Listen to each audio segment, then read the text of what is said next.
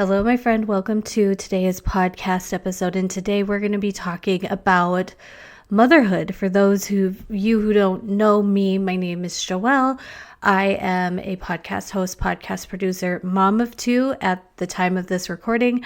My boys are 8.5 and 6.5. So I now have what I used to categorize as older children. I remember when my kids were babies and toddlers, I always was like, oh, school-age kids are older kids. And now here I am with that age of kids. And also my oldest is only 8.5. So I want you to know I am coming at this topic as a connecting conversation, not I'm a parenting expert, because absolutely I am not. I might share some personal experiences and stories and what have worked for me and my kids in this episode, and just share my experience, which I know is not the same experience everyone has around motherhood. So just know this is a deep breath type of conversation where no matter what, there are going to be seasons of thriving and struggling in parenting, and some days that season can just be one day is really, really great. The next day is really, really challenging. You could be in a certain particular phase and love that phase more than the past phase. And that is a-okay too, because I'll be completely honest with you. I am loving this phase of motherhood. The ages my kids are at, just their willingness to and wanting to learn, their creativity. They still have their childlike play and banter and hilarious things that they say. But there's also a lot more emotional regulation. I mean, I said the ages of my kids, but I had 2 under 2 for a while. And so then that meant I had a 1 and a 3-year-old and a 2 and a 4-year-old and a 3 and a 5-year-old. And during those years, with the very normal and very typical things that young kids do and feel and go through, I was so drained, so depleted, so tired, had such high expectations of myself as a mother. And we're going to talk more about that. But I wanted to share this episode today because it was sparked by me listening to one of my clients, and I'll link this episode below. One of my clients interviewed a really big, really amazing guest, Dr. Morgan Cutlip. And Dr. Morgan Cutlip has wrote 2 books now, but this episode that I'm linking for you guys is my introduction. And they were really talking about, what came first, the chicken or the egg? Do we think, mothers in the past had these same sort of pressures, but they were told to just not talk about it or whatever? But this analogy came to my mind of a cake, and how motherhood evolution has evolved like a cake, where just more layers were added on to what was done well, and then adding on a layer of like, okay, well, I'm going to do this because they didn't do that. And, just each generation was a layer to this cake of expectations on motherhood. And I think we kind of hit this cap at millennials and been like, okay, this cake is now, imagine seriously, like a big 8-layer cake with frosting and fudge on the inside. And it is a cake where you now cannot take a single bite of it. It is just too much for one mouth. It is too much for one mother. And not to the fault of the other generations, because really, like, it was just layered upon layered upon layered upon layered of cake and context and expectations. And I think we've just gotten to this point where it's like, whoa. The expectations, the bar is just so high for moms, and we put the pressure on ourselves. She talks about this so briefly in the podcast episode of, all that we now put on this like as a mom, I need to do this for my kids, and emotional regulation, and make sure that they are like this, and make sure my kids do this, and make sure my kids don't turn out like that. And while, yes, all of those are true, we as moms have put it on ourselves to be the sole person to take on that quest. And it's a lot. It's a lot. And not to mention work, social life, being a person ourselves, marriage and nurturing that, nurturing other relationships. It's just a very, very largely layered cake that has gotten to the point where you can no longer take a single fork and take a single bite. You now have to like chop and pick at it because it is way too much. It is way too much for one mouth. It is way too much for one mom. And so I'll link a couple past episodes where I'm talking about motherhood in younger years. And I'm not going to even try to pretend like I know what I'm talking about when it comes to kids that are older than mine. But lately, my youngest has been asking me, Mom, why did you want children? And I don't know, obviously, if this was or is the heart behind this question, but a fear has flashed before my eyes of him asking me that question of like, is he asking me this because through his eyes, he sees it's a big burden, or it's not like have I been portraying to my kids that they are my biggest blessing? Have I been doing a good job of like really letting them know being their mom is so important to me and one of my favorite things about my life? And when he kind of was just always asking me that, like, Mom, why did you want children? I was like, oh my gosh, like, yes, of course, there are times where they come into my office and I'm like, oh my gosh, I only need 10 more minutes with this thing. Can you just, like, you've got to just entertain yourself for 10 minutes, buddy. And I definitely can be reactive. I'm going to be honest and transparent. This is one of my flaws big time, is being reactive when I am on my one-track mind and it gets interrupted. It's probably one of the big reasons why I work really well working from home and working from home when nobody else is home. Like, I can't imagine active listening and podcast editing and doing all that I do when there's just a bunch of commotion going on. I've always been one that, even back in my network marketing days when I was really building my network marketing business, I would sit down at my desk, sit in silence, and knock out my work, and got it done with intense focus, like hyper focus. But as a mom, that's not always the case. Like, you're in the middle of doing dishes and somebody needs a Band-Aid. You need this. And so I know it's a skill I have to get better on. I know it's something that the kids are just being kids, and it's an area of improvement that I can have, like truly, truly, truly. But Dr. Morgan Cutlip was on this podcast episode, and after that, like, they were talking about her most recent book coming out, which is called A Better Share. I will also link these for you in the show notes.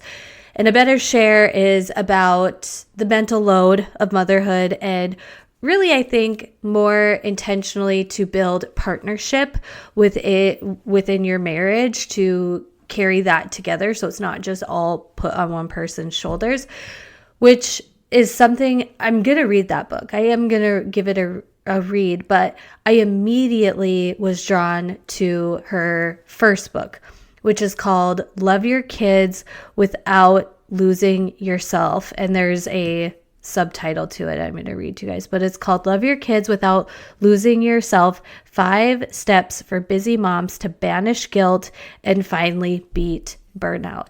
And I have been flying through this audiobook. It was one where even when I was on a really light jog, or when I've gone onto my walking pad, I truly pop in an earbud and listen to it, because it's exactly what my heart needs. Because I've always, instead of seeing when I became a mom, I became a new person, and let go of the old identity that I once had, I've always looked back fondly to who I was, what life was like before having kids. Now, I wouldn't ever go, why do we as mommy even have to like preface this? I wouldn't ever trade going back for what I have now and where I'm at now, right? Because especially in those early years of motherhood, I was like, oh my gosh, have I lost my drive? Have I lost my ambition? Have I lost my dreams? And now with hindsight, I know it was always God's protection and God's guidance and God shifting things within me because he knew what was going to be happening. And I truly think like it was like, don't put a whole lot of time, energy, and effort into something that is just going to end in October of 2024. I really think like with hindsight, it was all working out for me for the better, but I was trying to like fight with it. I was trying to hold on and clutch and be like, no, I can do both. I can be that girl, that boss babe, and also be a mom. But oh my gosh, it was a struggle. I've got more podcast episodes on that. So I've been listening to that audiobook and I've really been thinking about how, yes, today there is more pressures on moms, and there's a couple stories within Dr. Morgan's books that really hit my heart in the sense and essence of like, oh my gosh, she's so right. One of which was being at a baseball game and a dad and a son were walking up to baseball game or practice, whatever it was. And the child was obviously really upset. And the dad was like, sorry, buddy, mom forgot the baseball glove. And she said at that moment, it was just kind of like but of course it was easy to blame mom. Of course it was easy to put the blame on mom that there wasn't a baseball glove, but like, and this is where like why I love my job as a podcast producer is truly helping women speak and share and connect and conversate about things, because I think it is a sense of connection. It is so refreshing to know that like I'm not alone, or we've had a similar situation like this. And that truly was, I know we've had times when we've been getting ready to go do things where it's like, okay, I'll tell you guys one specific story because neither was right, neither was wrong. It was just one of these moments where it was like so easy to default me. But when we are taking our pontoon out on the lake, we bring our pontoon to the lake each time. And one of the first times we were really like navigating being a pontoon family, and also the kids were really little at the time. I think my youngest was 2 when we got our first pontoon. And I was like, did you get the life jackets? Or we were like pulling out of our development, so we weren't far from home. And I was like, did you get the life jackets? And my husband was kind of like, did you get the life jackets? Like totally turning it on me. And I was like, we are responsible for the life jackets for our kids. Like that is a dual parent. If something like that gets forgotten, it's we forgot the life jacket. We have to turn around because we forgot the life jacket. It's not because, and then it led into the conversation of like, well, you didn't tell me to grab the life jackets. And I was like, this is where me being a loudmouth and a yapper and a talker has served me in my life, because I don't let this kind of stuff be said to me. And sometimes this can get me in trouble. Sometimes I say things that I like have to apologize and retract later. But in these types of moments, I am so glad that I am the type of woman that like speaks up firmly and like in not an aggressive way, but in an authoritative way. Like I will authoritatively stand up for myself. And I really think this would be something that if you're like, oh, I have a hard time doing this, like start flexing the muscle. Because in that moment, I was like, nobody told me to pack snacks. Nobody told me to make sure the kids have water. Nobody told me to make sure you have a couple sandwiches. Nobody gives me a list of, oh, make sure you grab, or make sure you're accomplishing this, that, and the other thing. Nobody gives moms a list. And in that moment, I remember being like, we are turning around because we forgot the life jackets. It was not just up to me. And that was when the conversation went into like, well, nobody, you didn't tell me to get the life jackets. Well, nobody tells moms what to do and get. And so it's just like, I think standing up in those moments is really, really important. And the other story that she talked about in the book, to which in the book, she's obviously really not like a man hater, or like saying her husband is incompetent or partners are incompetent and this is why. That is not the case at all. She shared this story of she was, the kids were in the bath. Her husband was putting her kids in the bath and in the shower, and she was in a different room and heard all of a sudden these like bloody murder screams coming from the bathroom from her son. And when she walked in, she's like, what's going on? Her daughter says, Dad used the spicy soap. You're not supposed to use the spicy soap. And turns out her husband had used peppermint soap in her son's bathtub. And so he was like, my bum hurts. And she was just in one of those moments where it was like, how do you not know that a child cannot use the peppermint soap? Why do I have to be the one to make sure, like, I can't just say, okay, you're going to bathe the kids. I have to also be like, oh, make sure you don't use the peppermint soap and blah, blah, blah, blah, blah. And I could see how in some of those situations, people like a certain partner would be like, well, then why is the peppermint soap out if I'm not supposed to use it? And once again, just practice that muscle of authoritatively standing your ground and saying something, because I think there's a fine line. And while in the last year, I definitely, from my own personal development space, like I've been holding my tongue a little bit more and like being more thoughtful, but I'll caveat and say it's always to be more intentional about what I'm saying instead of just like spouting a clap back in the moment.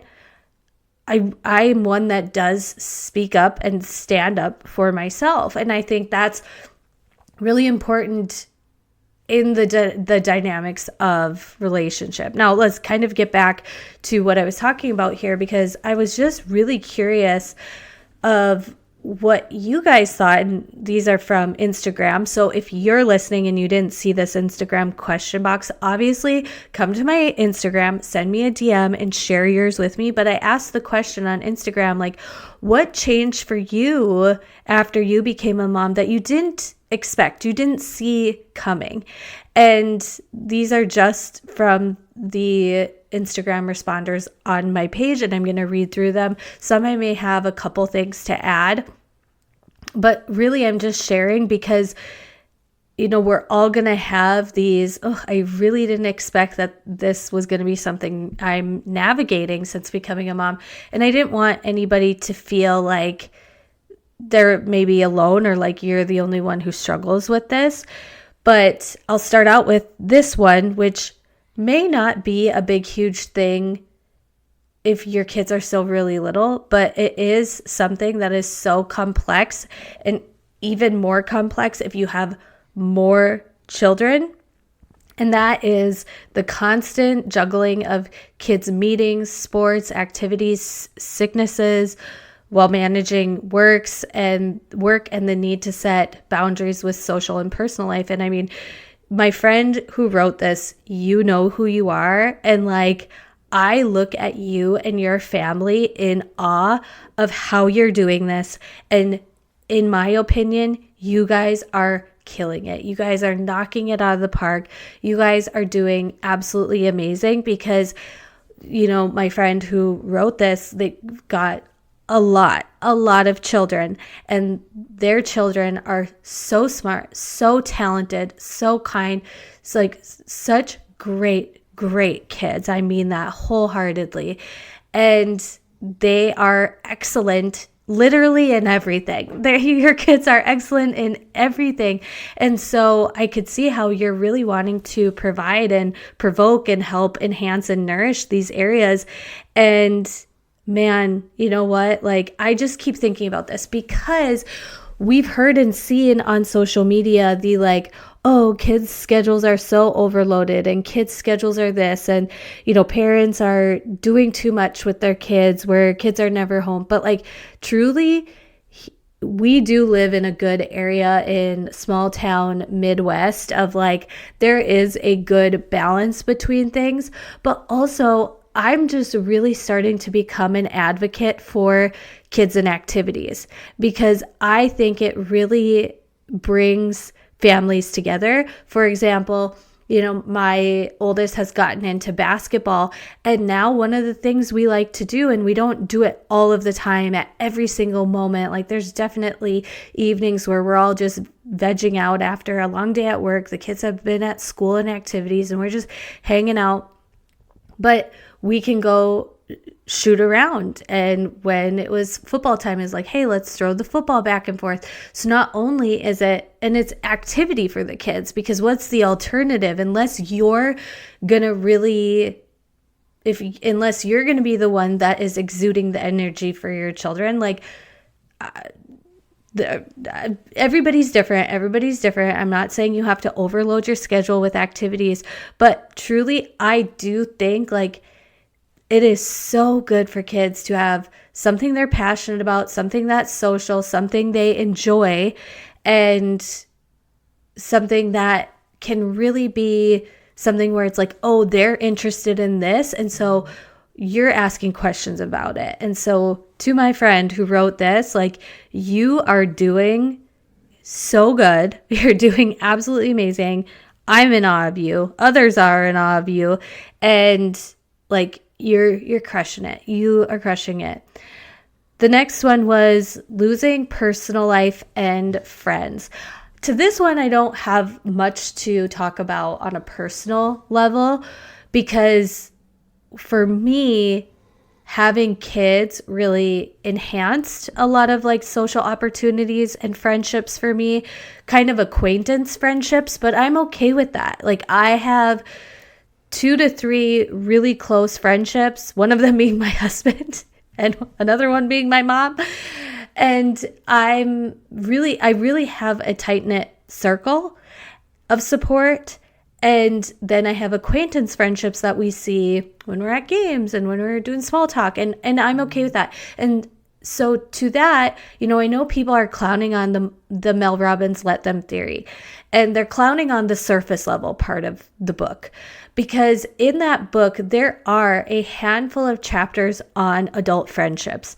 And I really think that the book of the Let Them theory by Mel Robbins was worth it in it of itself, of her explanations of friendships as an adult. And I really wish that more women had this mentality that this is actually how friendships are. It's very rare. And I know I see a couple girls from my high school that have still tight-knit friendships that have lasted decades and decades and decades.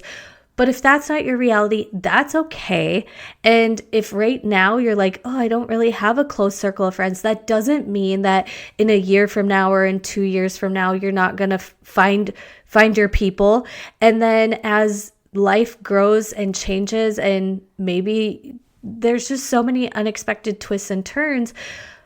But the Mel Robbins Let Them theory book was really, really good on the explanation and expectations of friendships, because I really think expectations in relationships suffocates relationships. When you start thinking like, oh, this person should do that, or I never blah, blah, blah, and they don't, like, expectations suffocates friendships. Mel Robbins kind of explains it way better than I ever could.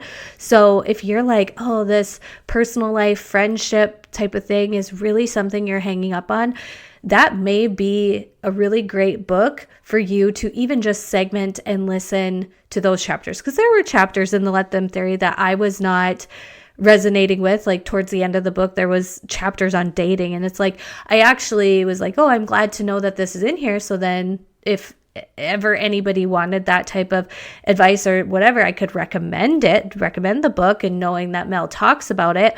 But the adult friendships chapters, they were so good.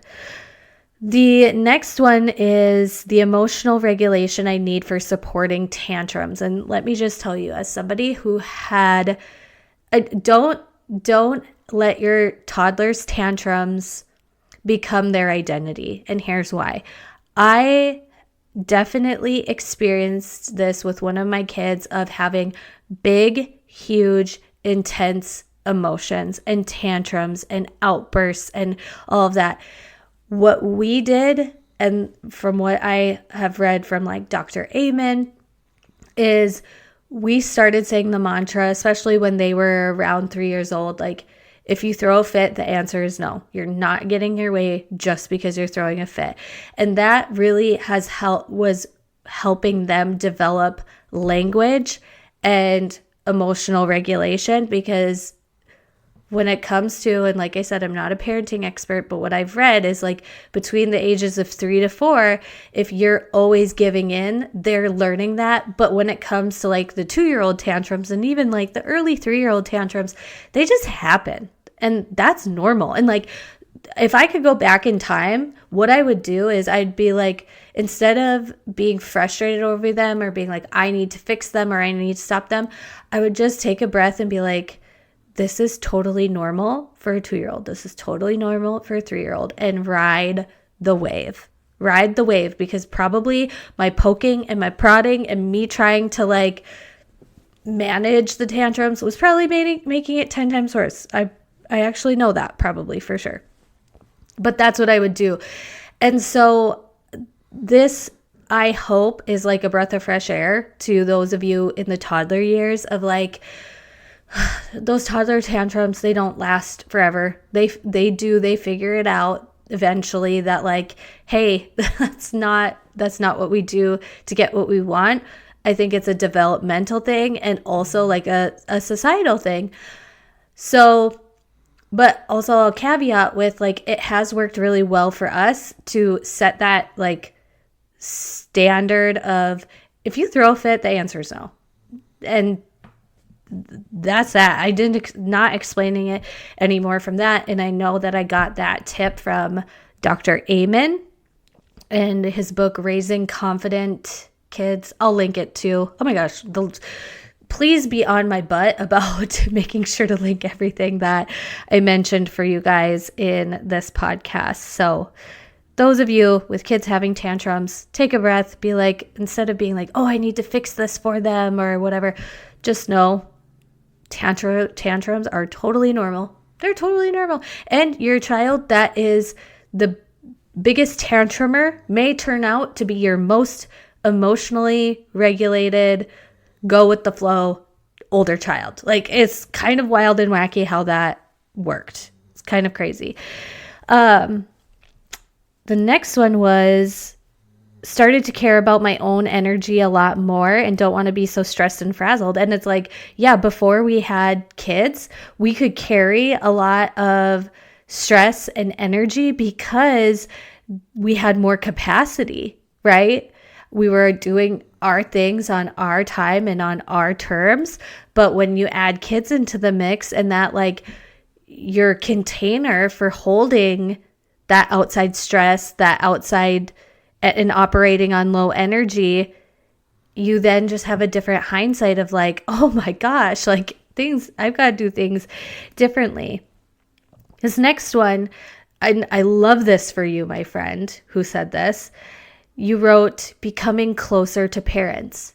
Becoming a parent is pretty wild to put on the lens and be like, wow, you see your own parents in a different light. And I would say it could totally be the opposite experience for some people, where it's like you feel maybe disappointment in your parents, like disappointed in the things that went on in the past, or disappointed in how they're not showing up in support for you right now. And I would say that that's probably a common one as well. I don't have a whole lot to say on those two, but like, yeah, I could see how both are true and could be true. The next one, why anger became an emotion I am dealing with a lot. Oh my gosh, I was just telling my best friend Lauren Ricks about this as I was working through something, and it was like, why is my response to this anger? And I remember hearing something else where it's like anger is just like a top level emotion. You've got to look and ask yourself actually what's deeper than anger. And that is something for sure since I became a mom. Like I never really felt anger before becoming a mom, but then thinking of post motherhood, it's like, oh yeah, a lot of my stress responses lead me towards anger. And I would recommend Dr. Morgan's book, the one that is Love Your Kids Without Losing Yourself. I mean, I'm working through this still, as I shared very vulnerably at the top of this episode. Like when I get interrupted when I'm doing something, I can often be like, frazzled, and it can come off as anger. The last one that I'm going to talk about, as I know there's probably many more, but feeling alone in parenting, or like I am now telling my spouse what to do, how to do it, and not in a partnership. And valid. And like Dr. Morgan did not pay me to do this episode. This is totally just me having a conversation with you. But her newest book, A Better Share, I believe is all about this. And she actually wrote it with a way of wanting to make the title, because if you read the second part of the title, she made it in a way that hopefully entices men to want to read it. And I would just really recommend it. Even though I haven't read it yet, I listened to that episode that my client and friend Molly Asplin did on her show. And I think that this book, the second one, A Better Share, would be really beneficial for those of you who are feeling the same way of like feeling alone in parenting, or feeling like I mean, I'm not one to call my husband another child, because when it comes to the mental load in our household, we, I think, are at a pretty good place of, being as harmonious or balanced as we can with this, based on the season of life that we're in, with like his career and my career being what they are. But that doesn't mean sometimes I'm not like, oh, okay, yeah, my schedule's getting shifted because I have the flex. But then also there's like the really juxtaposition of like, I want to be the one who has the flexible schedule, like I'm grateful that it is. But then sometimes I can still be like, oh, well, of course I'll take that on and shift things around. So gosh, my friend, I hope that this is just a genuine, open conversation. I mean, I tried to share some tangible things, but I really hope I didn't share anything in a way that made you feel ashamed of how you're showing up, because actually what Dr. Morgan Cutlip talks about in the book, it's just Love Your Kids Without Losing Yourself, is actually what research shows that will be the best for our children is not being a perfect mom, it's being an okayish mom. Being an okayish mom is actually what's going to help our kids thrive. Not being perfect, not being and doing and having and all of the things for them all of the time, and then also not pendulum shifting to like doing nothing. None of us would do that, but like neglect, we'd never shift that pendulum. But being an okayish mom is actually what it needs to thrive. And I've been sitting with this question of like, am I an okayish mom? Like, did I do okayish as a mom today? And when I've sat down at the end of the day with my answer being, yeah, and then I'm like, okay, well, according to the research, that's what's going to set my kids up to thrive, then I'm doing a good job. So I hope this is helpful to you. Please, please, please come on over to Instagram, share with me your thoughts, your feelings, anything that resonated with you. That's my favorite part of podcasting, is when we continue the conversation in the DMs. And I'll talk to you later, my friend. Bye. Thank you for listening to today's episode. If you loved what you heard or you want to share your favorite episode topics, please leave a rating and review. This helps the podcast growth and gives people an idea of what the podcast is all about. Something new and exciting that I wanted to share with you before we go is that we now have a Patreon page. This has replaced the Feminine Edge collective community in a cohesive place that is easier for me to manage and cheaper for you. If you are interested in our monthly classes, exclusive day in the life vlogs, Bible studies, community Q&A, and more, go to patreon.com/livingInSync and join for just $5 a month. Check out the show notes for any links or details of things referenced in today's episode, and I look forward to chatting with you in the next one.